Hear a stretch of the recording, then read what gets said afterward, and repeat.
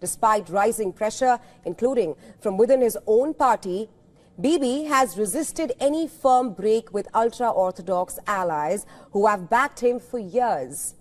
But with Israel fighting on multiple fronts at this point of time for nearly 3 years, the Israeli army is demanding new recruits. Military leaders say that they urgently need more troops for ongoing operations. The IDF recently announced plans to draft 54,000 ultra-Orthodox men in the coming months. The army also promised stricter enforcement against those avoiding the draft. But even if both ultra-Orthodox parties abandon the coalition, Bibi's government might not collapse immediately. That's because the Israeli parliament will enter its summer recess on July 27th and will not reconvene until October. And that long break reportedly makes it nearly impossible to pass no-confidence motions or call new elections during that period. Bibi could remain in power with a minority government for several more months. Furthermore, backroom talks could reportedly still give out a compromise draft law, giving the ultra-Orthodox parties a way back into the coalition. Opinion polls by Israeli media show Bibi's current alliance is likely to lose majority in the next election. With the opposition currently holding the lead, the next scheduled elections in Israel are set for October 2026. Even as political uncertainty looms within Israel, the Israeli military has expanded its operations. Early this morning, Israeli airstrikes hit multiple targets in Gaza, Lebanon and Syria. In eastern Lebanon's Bekaa Valley, Israeli jets carried out more than 10 air raids targeting what the army described as Hezbollah positions. According to state media, Israeli strikes on East Lebanon killed at least 12 people. In Gaza, meanwhile, a series of explosions shook the enclave as Israeli tanks advanced near the border. Smoke was visible from inside Israel as well. The army warned civilians in northern Gaza to evacuate as it pushed westward towards the center of Gaza city. Israeli spokesperson urged Palestinians to move towards the southern town of Khan Yunis, specifically the Al-Mawasi area, which Israel has declared a humanitarian zone. Well, the IDF says it has dismantled a 3.5-kilometer-long underground tunnel route that it claims to include several tunnel hideouts in Gaza's Khan Yunis. Moreover, reports say Israeli naval boats also shelled western parts of Gaza city. In Gaza City, residents searched for survivors after an overnight strike hit a house in the Al-Shati refugee camp. Palestinian officials say that the blast caused multiple casualties, though the exact number remains unconfirmed. Palestinians could perhaps be seen using basic tools to dig through rubble in hopes of rescuing those trapped underneath. The Israeli military has claimed that the strike near a Gaza water distribution point that killed 10, including 8 children, was an accident. This even as the Israeli aircraft pounded targets across the strip. And in a statement, the IDF has said it had intended to hit a militant in the area, but that a malfunction had caused the missile to fall dozens of meters from the target. And it added that it has opened an investigation, assuring that it makes every effort to minimize harm to the uninvolved civilians. However, this is not an incident in isolation. On the 30th of June itself, dozens of people were killed across the strip, including at least 11 in the area of Gaza Humanitarian Foundation Aid Distribution Center. The military, in a statement, admitted the killings of civilians near the aid sites on the day and in the past weeks, and had said it had learnt its lessons and that it will avoid similar incidents in the future. Now, there have been repeated instances of Palestinians being shot near the aid distribution sites. In April, an airstrike killed 7 aid workers with the disaster relief charity World Central Kitchen. And after the incident, the non-profit group founded by celebrity chef Jose Andres immediately paused its operations in the region. Reacting to the incident, the Israeli Prime Minister has said his country's forces had unintentionally hit innocent people. A probe by the IDF thereafter cited error and violations of protocols that led its forces to repeatedly hit the convoy of the WCK workers. The Israeli military has said 2 senior officers have been dismissed as a result of the probe, but refused to comment further when asked if the officers were fired or still retained positions in the military. In fact, similarly, in the month of March, 14 emergency workers and a UN worker in Gaza were killed after a convoy of PRCS ambulances, a UN car and a truck came under fire by the Israeli military. The IDF launched an inquiry and a month later said the investigation found a series of failings, including an operational misunderstanding and a breach of orders. Also, the deputy commander of the unit involved was dismissed for providing an incomplete and inaccurate report during the debrief. Gaza's health ministry has said on Sunday that more than 58,000 people have been killed since the start of the war between Israel and Hamas in October 2023, with 139 added to the death toll over the past 24 hours. Since the US President Donald Trump suggested at the start of the year that large numbers of Palestinians should leave Gaza to clean out the strip, Israelis have pitched different plans. In fact, in the latest, the Israeli defense minister laid out plans to force all Palestinians in Gaza into a camp on the ruins of Rafah. Israel Katz said he had ordered Israel's military to prepare for establishing a camp, which he called a humanitarian city. In fact, former Israeli Prime Minister Ehud Olmert has also labeled the humanitarian city as essentially a concentration camp, and in conversation with the British Guardian newspaper about the plan laid out last week by the defense minister. Olmert said if the Palestinians will be deported into the new humanitarian city, then one can say it is part of an ethnic cleansing, something he pointed out hasn't yet happened. In fact, there were global reactions to the plan. The German Chancellor criticized the way things are currently happening in the Gaza Strip, calling them unacceptable. He said the Palestinians have a right to have a place where they can live. US President Donald Trump has said that talks are ongoing over Gaza, expressing hopes for some kind of progress in the next week now. In the previous week, he said it's going to be the next week. Now, this week again, it's the next week. So this, even as ceasefire negotiations in Doha are stalled. Listen to this. Gaza, we are talking, and hopefully we're going to get that straightened out over the next week. Let's see what happens. Now, a senior Hamas official was also quoted in Palestinian media as saying that the negotiations over a ceasefire have reached a difficult stage and the coming hours are critical. The unnamed official was quoted as saying that the mediators are working to advance the talks, but claimed that they continue to encounter Israeli stubbornness. However, responding to claims that he and his government are obstructing a deal, the Israeli Prime Minister slammed the Hebrew language media, claiming that they are always echoing Hamas propaganda and that they are always wrong. Former Israeli Prime Minister Ehud Olmert also weighed in on this. He has labelled Israel's plan to move Palestinians in Gaza into a humanitarian city as essentially a concentration camp. In conversation with the British Guardian newspaper about the plan laid out last week by Defence Minister Israel Katz, Olmert said if the Palestinians will be deported into the new humanitarian city, then one can say that it is part of an ethnic cleansing, something he pointed out hasn't yet happened. He called it the inevitable interpretation of the current plan to create a camp for hundreds of thousands of people. Local officials in Gaza said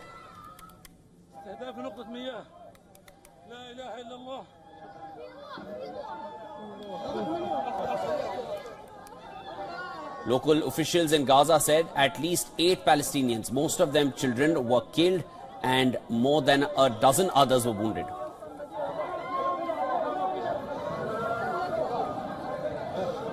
استهداف نقطة مياه في المخيم الجديد وعدد من الشهداء. استهداف نقطة مياه. لا إله إلا الله. Gaza's health ministry said on Sunday that more than 58,000 people have been killed since the start of the war between Israel and Hamas in October of 2023. Plumes of smoke were seen rising from the Gaza Strip on Sunday as the Israeli military continued its operations in the enclave.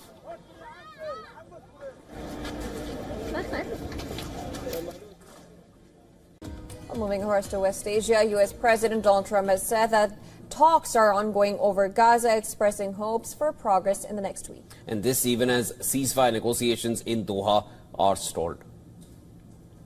Gaza, we are talking, and hopefully we're going to get that straightened out over the next week. Let's see what happens.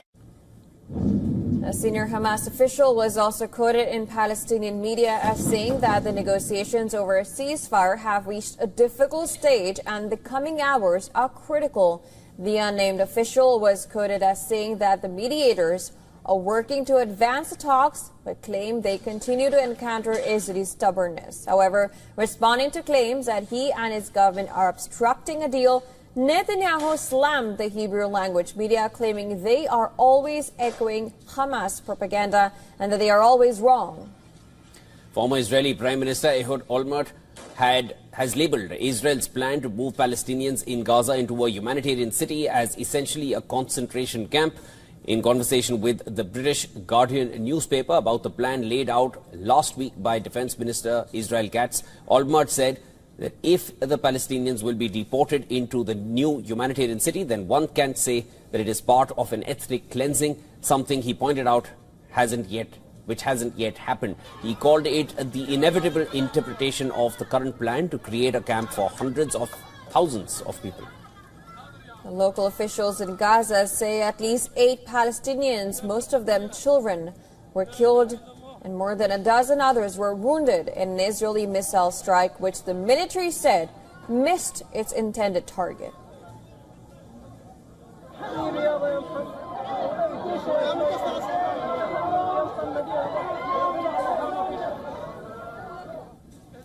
The Israeli military said that it had intended to hit a militant in the area, but that a malfunction had caused the missile to fall dozens of meters from the intended target. Now, in a statement, the IDF said that it regrets any harm to uninvolved civilians and added that the incident was under review. Water shortages in Gaza have worsened sharply in recent weeks, with fuel shortages causing desalination and sanitation facilities to close, making people dependent on collection centers where they can fill up their plastic containers. Gaza's health ministry said on Sunday that more than 58,000 people have been killed since the start of the war between Israel and Hamas in October of 2023, with 139 added to the death toll over just the past 24 hours. Plumes of smoke were seen rising from the Gaza Strip on Sunday as the Israeli military continued its operation in the enclave. And 3 Israeli soldiers have been killed in an explosion in an IDF tank in Gaza, while 1 soldier is seriously injured, according to the Israeli Defense Forces. Now, the incident took place during operational activity in the Gaza Strip. The Israeli military, they suggest that after an initial investigation that the tank was hit by an anti-tank fire launched by Hamas in Jabalia. However, the IDF is also looking into other possibilities to determine the exact cause of the blast, and a full investigation is underway now.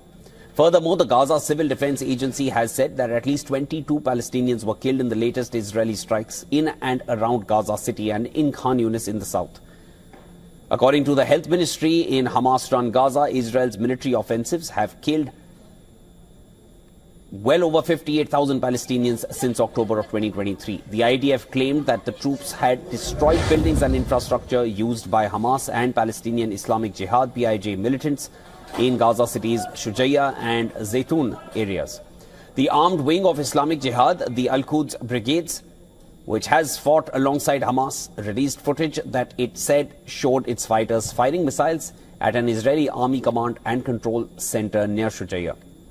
Meanwhile, Gaza ceasefire talks entered a second week on Monday, with mediators seeking to close the gap between Israel and Hamas. The direct negotiations in Qatar appear deadlocked after both sides blamed the other for blocking a deal for the release of hostages and a 60-day ceasefire after 21 months of fighting.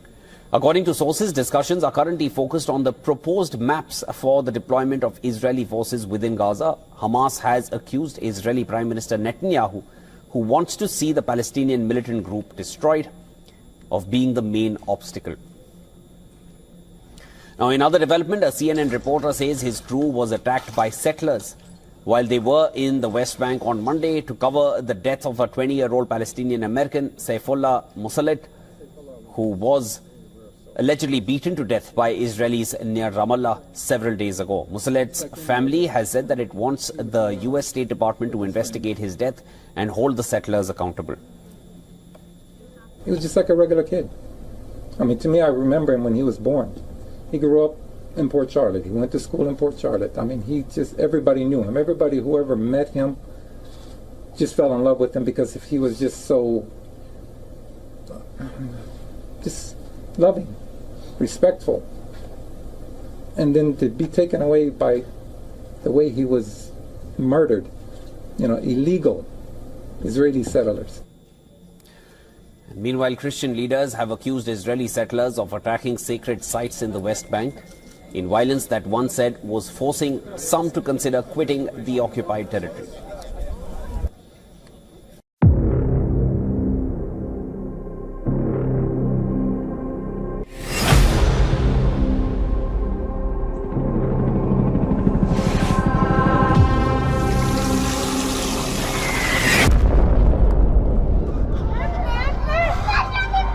استهداف ابوي وين؟ استهداف لنقطة مياه. الله اكبر الله اكبر.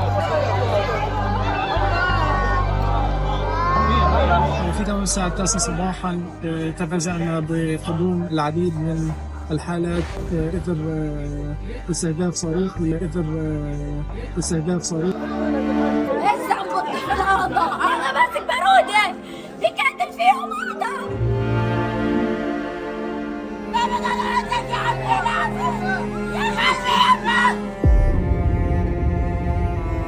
كنت استنى بالهدنة تيجي اقسم بالله عشان اشتري لها عشان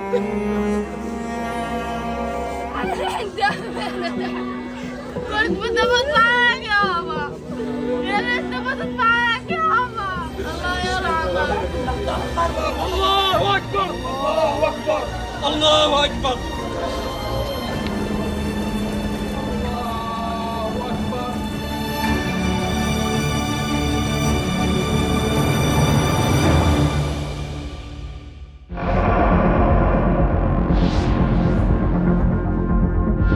They waited in a queue at a water distribution point in central Gaza. All they wanted was to fetch water and quench their thirst. But fate had other plans. An Israeli strike that the IDF says malfunctioned hit the water distribution area in Nuseirat refugee camp.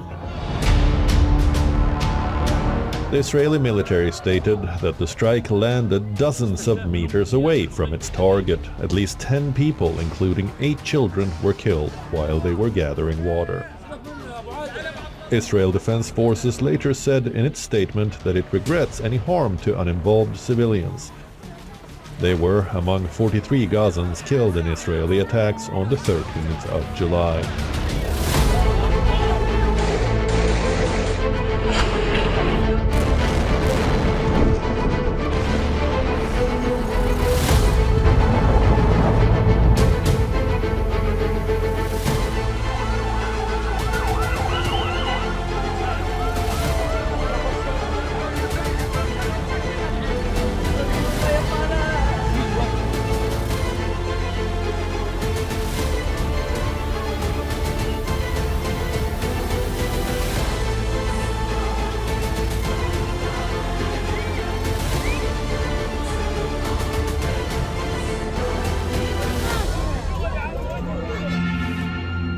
In recent weeks, the water shortage in Gaza has worsened sharply. It has made people more dependent on collection centers to fill up their containers, and that's exactly where people lost their lives.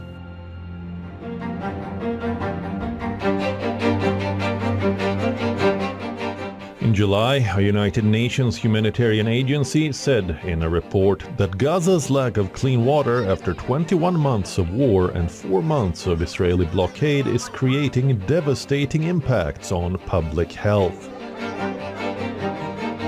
Living in a tent camp by the ruins of a smashed concrete building in Gaza City, the Al-Manasra family hardly gets enough water for drinking and washing. The children are suffering from diarrhea and skin diseases because of the lack of clean water. There's no water. Our children have been infected with scabies. There are no hospitals to go to and no medications.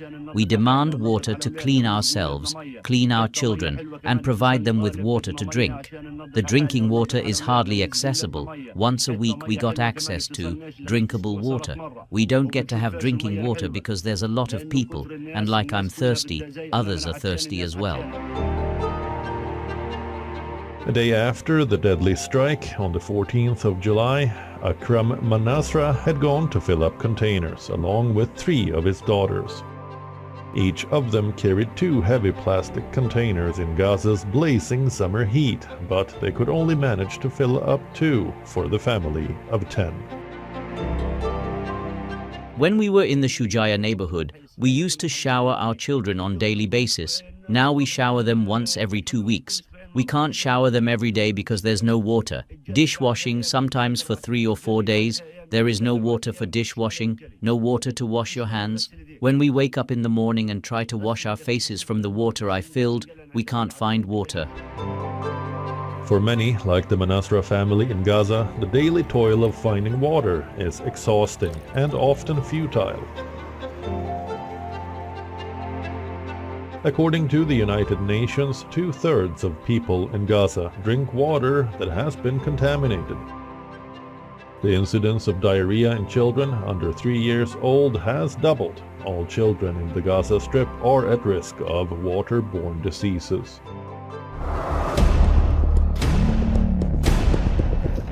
On the 15th of July, Palestinians gathered at the site of an overnight strike on a house at the Al-Shati Beach refugee camp in Gaza City. Gazans used simple tools to retrieve missing people from under the rubble. At Al-Shifa Hospital, mourners were bidding farewell to relatives and loved ones who were killed in recent strikes.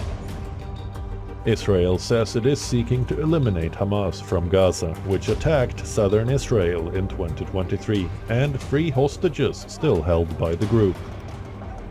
Gaza's health ministry says more than 58,000 people have been killed since the start of the war on the 7th of October 2023. They say they are fighting the fighters. They are actually fighting the houses, stones, trees, humans, and the civilian person who has nothing to do with the conflict and is just living in Gaza, being Palestinian and having a Palestinian ID because this is his country, home, land, and place. They are just killing us. According to the United Nations Office for the Coordination of Humanitarian Affairs, Israel's blockade of fuel, along with the difficulty in accessing wells and desalination plants controlled by the Israeli military, is severely constraining water, sanitation, and hygiene services.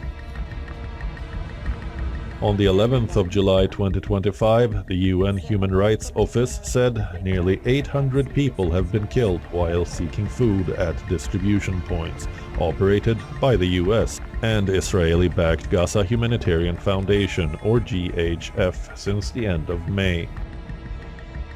Israel backed the GHF after claiming that Hamas diverted aid from the UN-led aid system, a claim the UN denied. Reportedly, the GHF uses private US security and logistics companies to get supplies into Gaza, largely bypassing a UN-led system. The private company employs American mercenaries to oversee 4 food distribution zones, as opposed to 400 non-militarized zones run under the UN system. The United Nations has called the plan inherently unsafe and a violation of humanitarian impartiality rules. In Gaza, the GHF has become infamous for the near-daily shootings of people seeking food, who queue to receive meals since the group started operating in early May. Palestinians seeking food navigate a set of instructions and stick to specific routes. Sometimes they even walk long distances to access the food sites. Even then, there is no guarantee they are safe. Up until the 7th of July, we've recorded now 798 killings, including 615 in the vicinity of the GHF sites and 183 presumably on the routes of aid convoys. This is nearly 800 people who have been killed while trying to access aid. We have seen that of the overall death toll in Gaza, a large proportion are women and children. And again, that raises serious questions about whether these principles are being respected. We've raised concerns about atrocity crimes having been committed and the risk of further atrocity crimes being committed.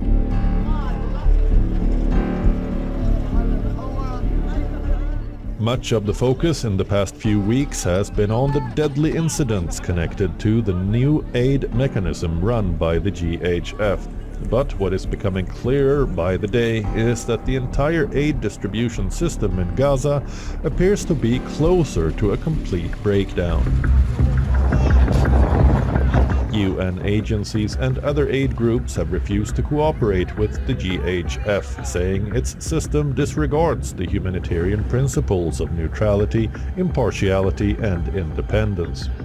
After an almost 3-month total Israeli blockade, which partially eased on the 19th of May 2025, the UN warned that Gaza's 2.1 million population faces catastrophic levels of hunger. The report by the Integrated Food Security Phase Classification, or IPC, said there had been a major deterioration since October 2024, but concluded that famine was not happening at the moment. Some 244,000 people were currently experiencing the most severe or catastrophic levels of food insecurity, it said, and called for urgent action to prevent the risk of famine. Like thousands of other Palestinians in Gaza, Hind al-Nawaja takes a dangerous miles-long journey every day to try to get some food for her family. Accompanied by her sister, the mother of 4 had to duck down and hide behind a pile of rubble as gunshots echoed nearby.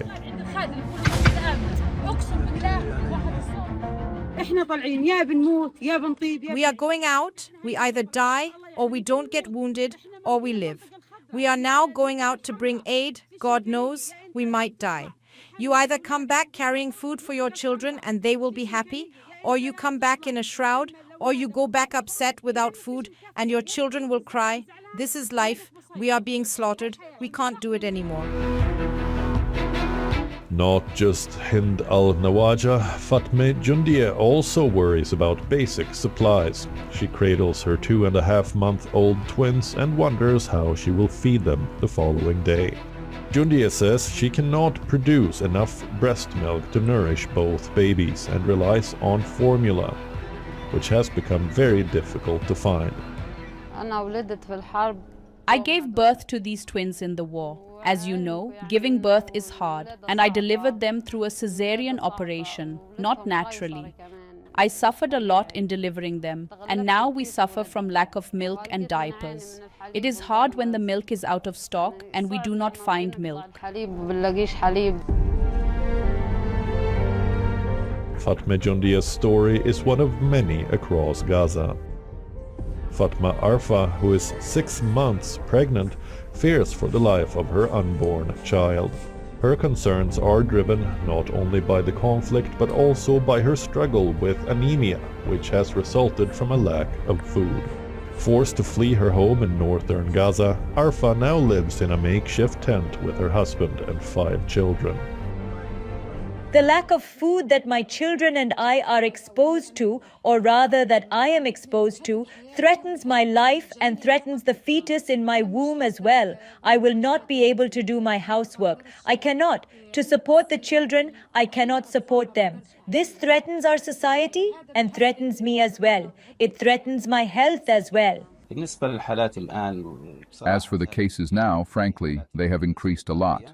They are cases of malnutrition, anemia, or weak blood, of course, for many reasons, which are the decline in nutrition, whether lack of meat, dairy, cheese, fruits, or vegetables. I mean, even at this stage, there is a shortage of flour or bread, meaning the basic necessities required for a human being. The World Health Organization declared in April 2025 that between 10 to 20% of 4,500 surveyed pregnant and breastfeeding women are malnourished. Malnourished pregnant women face issues including anemia, fatigue, and preterm labor.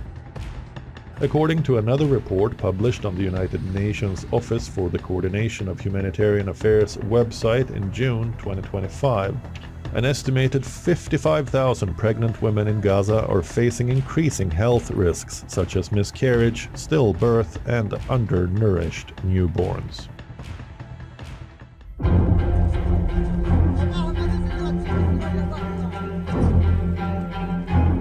In Gaza, clean water has become a rare and precious resource. As the conflict drags on, its people are battling not only bombs, but thirst and diseases.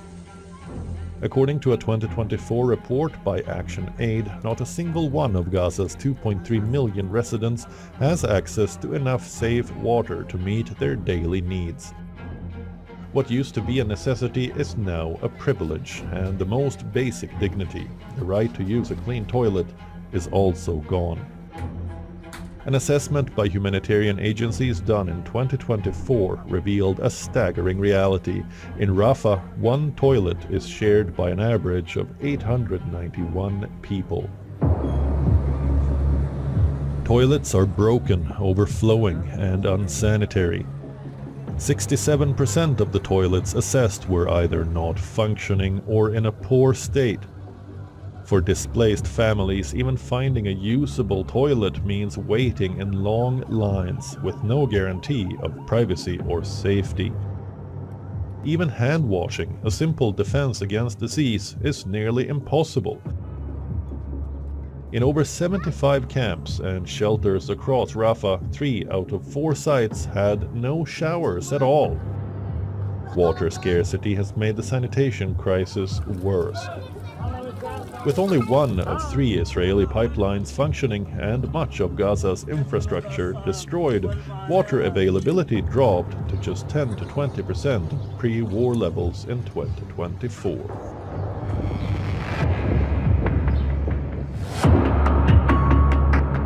Now let's take you through Gaza's 5 governorates, highlighting key locations and vital infrastructure.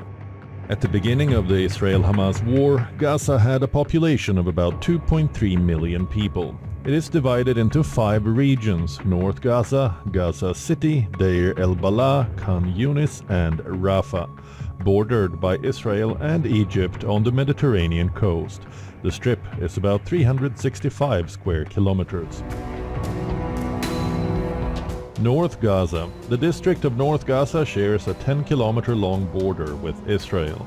The Gaza Strip is surrounded by a heavily fortified border consisting of a concrete wall and doubled wired fencing. The Israeli army patrols Gaza's northern and eastern borders.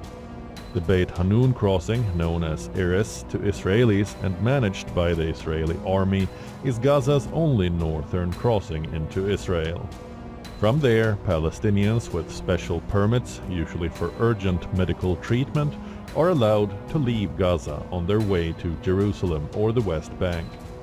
Since 2007, Israel has imposed a sea and air blockade of Gaza. North Gaza is home to the largest refugee camp in the Strip. The Jabalia refugee camp covers an area of 1.4 square kilometers, and with a population of 114,000, it is one of the most densely populated places on Earth. Gaza is the largest and most populous city within the Gaza Strip, with more than 700,000 residents. Rimal, Shujaya, and Tel Al-Hawa are among its most well-known neighborhoods. And at the heart of the Rimal neighborhood is Al-Shifa Hospital, the largest medical facility in the Gaza Strip. The Shati refugee camp, also known as Beach Camp, is located along Gaza's Mediterranean coastline and is the 3rd largest out of the Gaza Strip's 8 camps. Deir el-Bala, named after the monastery of the date palm, Deir el-Bala is one of Gaza's largest agricultural producers. It is also home to 4 refugee camps, Nuseirat, al-Bureij, al-Maghazi and Deir al-Bala. Gaza's only operating power plant is located along the district's boundary with Gaza City. Khan Yunis. The district of Khan Yunis is home to some 400,000 people. At its center is the Khan Yunis refugee camp, home to about 87,000 people. Rafah is the southernmost district of Gaza, with a population of more than 250,000. The Rafah border crossing is the only crossing point between Egypt and the Gaza Strip. Both Israel and Egypt have kept their borders largely shut. In 2020, the Rafah crossing and the Erez crossing into Israel were open for only 125 days, according to the UN.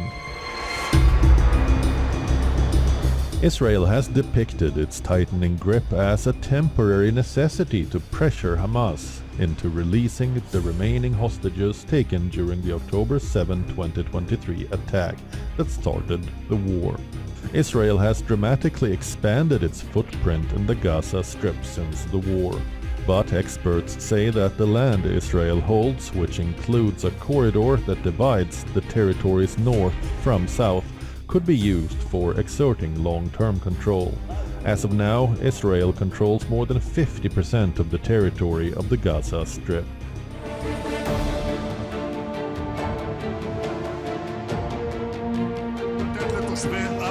Israel now says it has a plan for all Palestinians. Earlier this month, Israel's defense minister laid out plans to force all Palestinians in Gaza into a camp. Israel Katz said he has ordered Israel's military to prepare for establishing a camp, which he called a humanitarian city on the ruins of the city of Rafah. Israeli forces would control the perimeter of the site and initially move 600,000 Palestinians into the area, mostly people currently displaced in the Al-Mawazi area. Eventually, the entire population of Gaza would be housed there, as per the plan. But former Israeli Prime Minister Ehud Olmert warned against the plan and said that a planned humanitarian city inside Gaza, which is intended to hold hundreds of thousands of Palestinians, would be a concentration camp. Prime Minister Benjamin Netanyahu's administration has defended the project, saying it would offer civilians a safe haven while further weakening Hamas militants' grip on Gaza. However, on the 15th of July, displaced Palestinians from Rafah rejected the Israeli scheme to move hundreds of thousands to a humanitarian city in Gaza. The already uprooted Palestinians expressed that they would instead like to return to Rafah and rebuild their own homes. The tent city that Netanyahu claims to have created, imprisoning people in a large detention camp, controlling their air, controlling their water, controlling their food, controlling their youth, controlling their women and their elderly. We want the city of Rafah to be returned whole. Rafah is the well-defined Egyptian-Palestinian border, with no Israeli presence on its borders. Of course, everyone in their own country, their land is precious to them, their home is precious to them, their children are precious to them, and every corner of the house and every stone of the house, you built them, and you know the story of every stone and what its tale is. So dreams are for us to return to Rafah, to build Rafah, and to restore it as it was, God willing. This is the least of dreams, to return to Rafah and rebuild it, and the entire Gaza Strip, God willing, will be rebuilt. We have seen these reports about establishing a so-called humanitarian city in Rafah. And there are also calls for voluntary movement of Palestinians in Gaza to third countries. In all, these calls raise concerns of forcible transfer.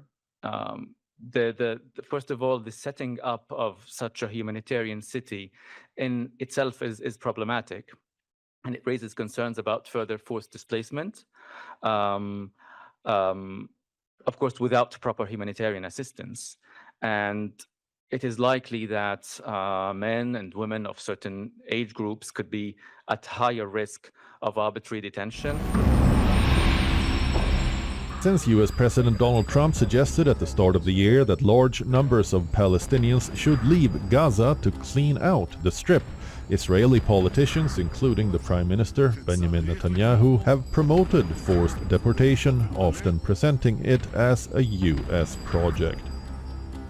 For several months, Trump has suggested turning Gaza into a resort area like the Middle Eastern Riviera. He said US officials could lead efforts to rebuild the area. However, no official plan has been shared yet. Now, amid the humanitarian city talks, Trump called the Gaza Strip one of the worst real estate deals ever made. He criticized how Gaza was formed, saying Israel gave up valuable oceanfront property. The Gaza Strip is currently suffering from a terrible conflict. 58,000 Palestinians have been killed, according to health officials in Gaza. Nearly all of Gaza's 2 million residents have been displaced.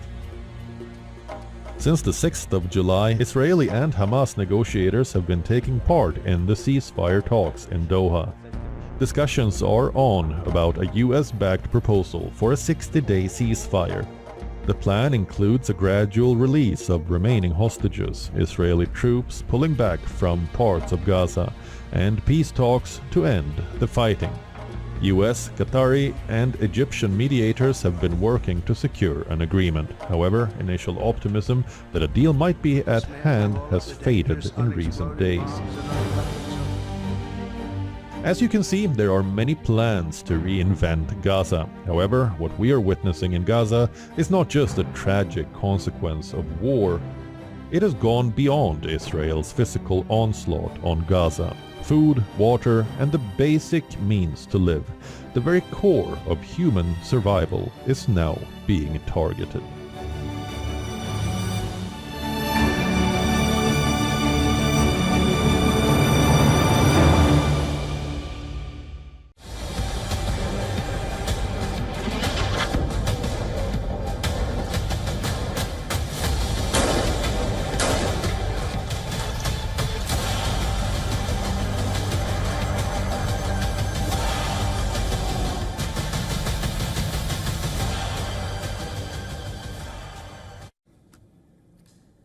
Europe's biggest missile maker is profiting from bombs that are killing children in Gaza. Yes, that's what it boils down to right now.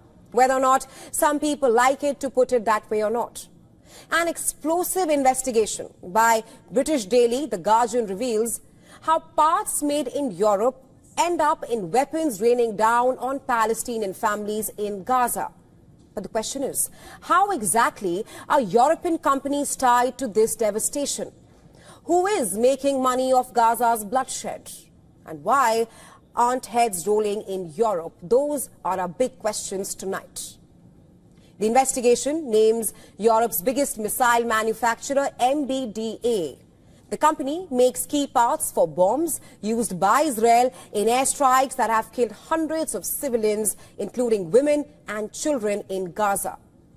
It traced the supply chain of the GBU-39 bombs, which uses wings manufactured at an MBDA-owned factory in Alabama, USA. Now, these wings we're talking about, it unfolds after launch, guiding the bomb precisely to its target. Profits from this U.S. arm of the company reportedly flow back to MBDA offices in the UK and then to its headquarters in France. Last year, MBDA, it rather paid a lot of money to other countries because of the drones that is being used against Europe. So the company makes key parts for bombs, which is eventually used by Israel in airstrikes that have killed hundreds of civilians, including children, in Gaza.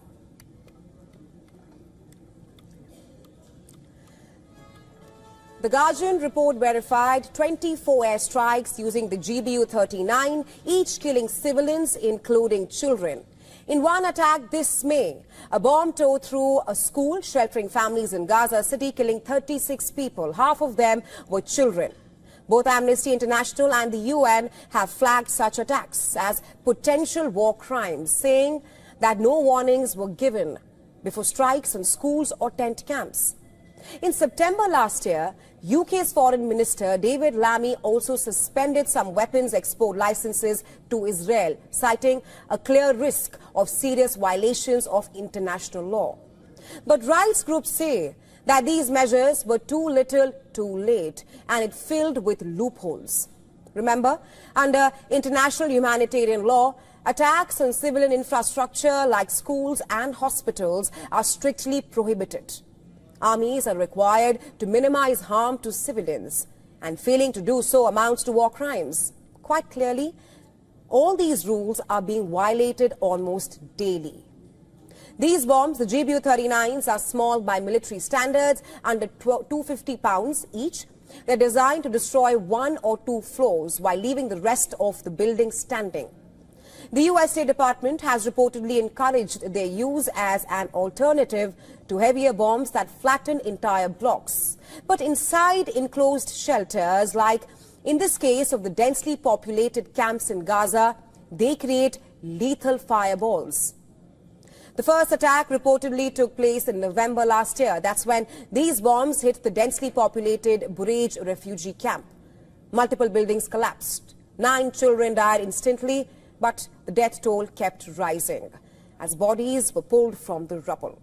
Then, in May this year, the bombs were used in one of the deadliest attacks of the war when Israeli jets struck the Kuwaiti peace camp 1 in Rafah, igniting fires that spread rapidly through rows of tents. Amnesty International reported horrific scenes, a woman and a toddler decapitated by bomb fragments. That attack had killed 45 people and wounded 249. Israel claimed it was targeting a Hamas compound and said a secondary explosion from munitions stored nearby may have caused the fire. Amnesty, however, accused Israel of failing to distinguish between civilians and military goals, calling for war crimes investigations. Now, weapons experts say that the GBU-39s are almost always sold with MBDA's patented diamond-back wings, which guide them precisely to their targets. That means that MBDA is the sole known supplier of these wings on these bombs.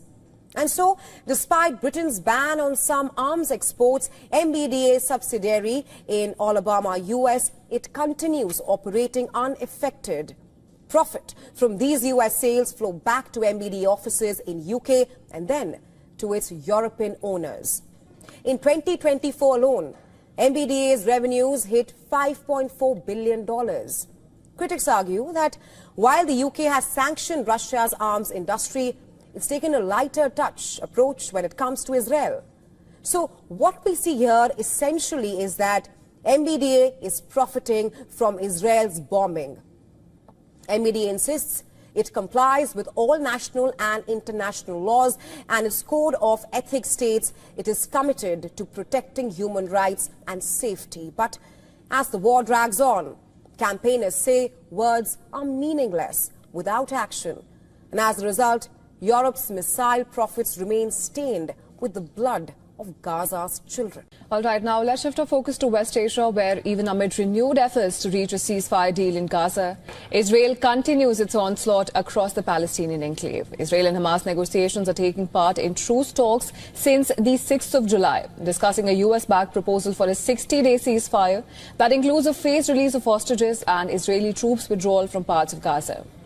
Well, unceasing attacks by Israeli forces in recent weeks have killed hundreds of Gazans and injured thousands, putting enormous strain on the enclave's few remaining hospitals.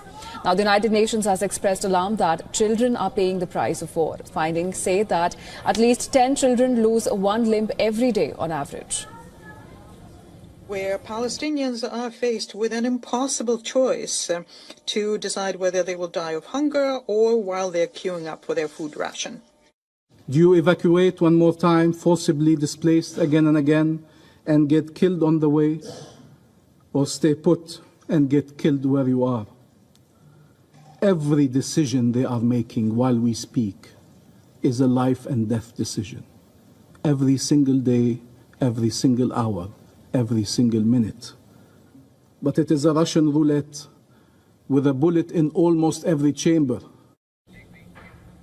Italy's Prime Minister Giorgia Meloni slammed deadly strikes on a Catholic church in Gaza, which killed 3 people, calling Israeli strikes on civilian infrastructure as unacceptable. Now, Italy added that no military action can justify Israel's actions, especially in a place of worship. Now, dozens of injured Palestinians